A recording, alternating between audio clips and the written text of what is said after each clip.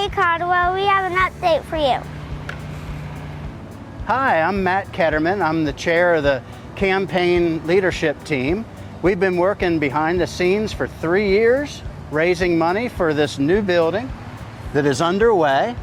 I'm excited to give you an update. They're about to pour foundations, and that should be completed by next week. And there's still an opportunity to invest. I call it an investment opportunity because we're investing in our children and our grandchildren and the generations that will flourish here for years to come.